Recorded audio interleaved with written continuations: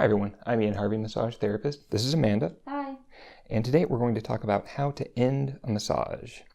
This might be something that you haven't really thought about a lot since massage school, but the way that you end your massage can bring a lot of meaning to it. It can change the client's perception of the entire session. If you'd like to skip ahead to any part of this video, click on the time codes down in the description. By the way, I'm also coming out with another video today just for my Patreon supporters. If you'd like to learn more about that, click on the link down in the description. So we're going to talk about how to end at different parts of the body, the back, the feet, the neck. But first, let's talk about some theory. I want you to try to float. Using a client or a colleague who you have a good open communication relationship with, I'd like you to try two things. First, we're going to sink into the body using a nice static pressure. This can be anywhere that you are comfortable lending your weight. And then you can come out of this two ways. The first is a flourish, and that's where we kind of slide our way out. We allow our hands to glide across the surface. We displace some of this pressure that we've been sinking out to the sides. Or you can float out. This should be quite slow. Think about this milligram by milligram. And allow your pressure to gradually withdraw from the surface of the body. I think that your client will find that this feels quite a bit different. For me, this swooping out doesn't feel like anything. It feels neutral. If I've just done a really big, significant static pressure hold here and I glide my way out, it ends up being kind of an anticlimax.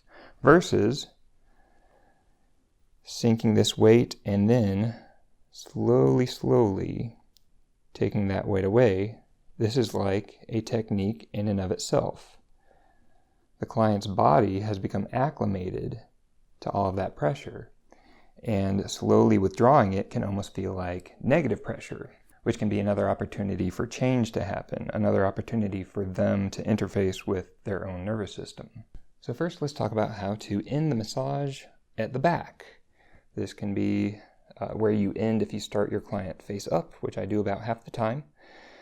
And ending the massage here, there's something that I like to do, which is to acknowledge the occiput and the sacrum. And that looks like this. I've shown this in another video. I sink my fingers and my thumb into the occiput, and I allow my other hand to glide not all the way down to the sacrum, but just above it. We are still in the lumbar region, and this hand is applying pressure down toward her feet. And this hand, my left hand, is drawing tissue up. And neither of these hands is working too hard. I do have some of my weight sunk into this right hand, but this doesn't need to be deep at all. From here, I drop my weight into my hips, and I gradually float my way out of both contacts. This doesn't need to be even. Both sides don't need to withdraw at the same rate. It's whatever's comfortable for you and your body. This doesn't need to be this oppositional contact where you're drawing these two things away from each other. I like this because it kind of acknowledges the entire spine, but this can be just any contacts, and the important part is the slow float away. This slow withdrawal of pressure just feels like a nice period at the end of this sentence. It gives the client some time to come to terms with the withdrawal of your pressure, and it just feels more final than just covering them back up. Another good place to end is here at the neck. So you've done everything that you're going to do with the neck and shoulders, and as a nice finale, you can draw up into a nice cranial cradle. So I'm making twin strips up the paraspinal muscles with my fingertips.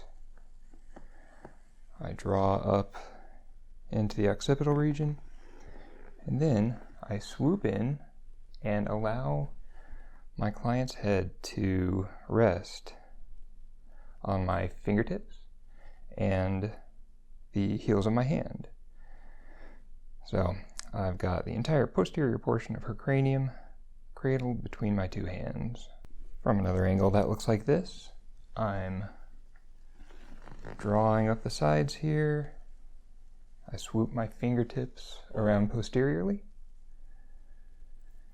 They're not pressing on the spine, they're pressing to either side in that paraspinal tissue. I draw up into the occiput using my fingertips, and then I swoop in and I create claw hands. My fingers are pointed at my own face. They're pointed up toward her forehead. And this creates a nice ridge that looks like this. So all 8 of my fingertips are sunk into her occiput. The heels of my hand are acting as cushions for the back of her head. And it's just a very nice, broad, but still specific static hold. And there are, of course, a million variations of this. You don't need to do this swoop in where you come into these claw fingers. You could just leave your hands flat. As long as you are acknowledging the occiput and supporting the head somewhat, this will feel nice and relaxing. Some things to watch out for are drawing the occiput superiorly. That can tuck the chin downward, and that can compress this anterior tissue just a little bit. That's a fine thing to do because that can stretch this posterior tissue. Just be mindful of it. Don't do it without realizing it. Another thing to watch out for is too much upward pressure. This, again, can be a fine massage technique. There are some modalities that use something very similar to this that creates this ridge across the occiput. But for me, this can be a little bit too much just for everyday use. So I prefer to keep more curvature in my fingers and allow the head to rest in my palms. So this cradle is important, but just as important is how you get out of this.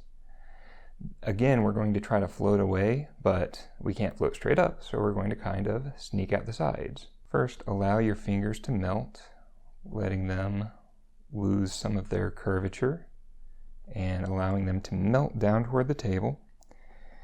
And at the same time, you're going to kind of sneak your hands out to either side and gradually withdraw your presence. Another common place to end the massage is at the feet. You've started on the back, you then went to the neck, and now you worked your way down here.